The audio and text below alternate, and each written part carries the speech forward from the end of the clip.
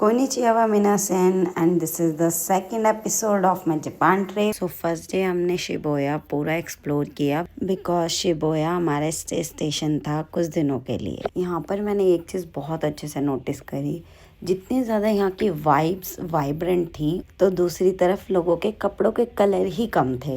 यहाँ पर आप क्रॉसिंग पे चले जाओगे तो सभी के कपड़े काले और सफ़ेद दिखेंगे, अगर आपने पहना हो तो आप खो ही जाओ। लेकिन sense of styling, oh my God, amazing.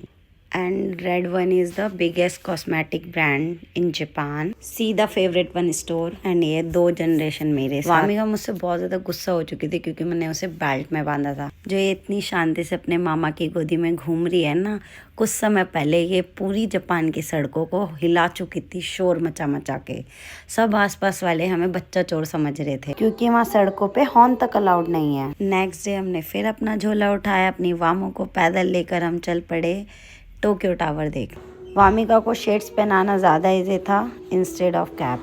जैसे हमने मेट्रो से एग्जिट लिया तो देखा सामने ही टीम लैब था, जिसके बारे में मैं आपको आने वाली वीडियो में बताऊंगी। And yes, this is the Tokyo tower. So Tokyo tower upper deck पे जाने के लिए हमने दिए 1500 येन, जो I think waste of money था बिकॉज जो व्यू और एक्सपीरियंस मैंने यहाँ किया वो मैं ऑलरेडी बुर्ज खलीफा में कर चुकी थी। एंड अगर मैं अपना ओपिनियन दूँ तो आप कहीं पर भी जाकर, वर्ल्ड की किसी भी कंट्री में जाकर आप एक्सपीरियंस करो स्काई कैप पर बिल्डिंग को, हर बिल्डिंग आपको सेम लगेगी, हर टावर आपको सेम लगेगा। एंड अगर मैं सिंपली एक्सप्लेन करूँ तो इतनी ऊंचाई पर जाकर क्या फ़ायदा जब आपको नीचे ही देखना पड़े जहाँ पर आप थे। सो बहुत सारी पिक्चर्स के बाद वामिका उठी और उसने उठते ही फूड फिनिश किया और फिर से उसके अंदर एनर्जी आई, और एनर्जी आते ही उसने पूरे टोक्यो टावर में शोर मचाना स्टार्ट कर दिया। जैसे ही हम अपर डेक में गए तो वहाँ पर जाकर देखा एक होलोग्रामी फ्लोर था और वहाँ वामिका ने बहुत ज़्यादा एंजॉय किया। बहुत ज़्यादा कोजी वाइब्स थे वहाँ पे। हमने भी बहुत सारे पिक्चर क्लिक कराए,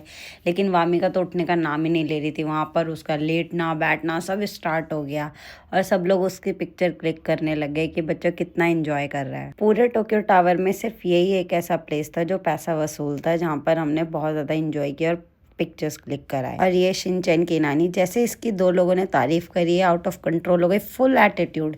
एक पिक्चर मेरे साथ क्लिक कराने के लिए रेडी नहीं थी ये लड़की। वामिका को इस फ्लोर से उठाना नामुमकिन था, लेकिन शुक्र है पिजन देवता का जो इसे प्रकट होकर दर्शन। ये है ट्रांसपेरेंट ग्लास, जहाँ से आप नीचे का व्यू देख सकते हो, मतलब फ्लोर पर ट्रांसपेरेंट ग्लास था। वामिका को इस ग्लास पे चढ़ने में बहुत ज़्यादा डर लग रहा था। सो फाइनली हमने एग्जिट किया और बाहर निकल के इसकी पिक्चर ली, जो काइंड ऑफ हमें आईफिल टावर वाली फील दे रहा था। इसलिए हमने वहाँ पर बहुत सारे पिक्चर क्लिक किए, front back and everywhere. So that's it. हंजी गोजाइमास, स्टे विद अस।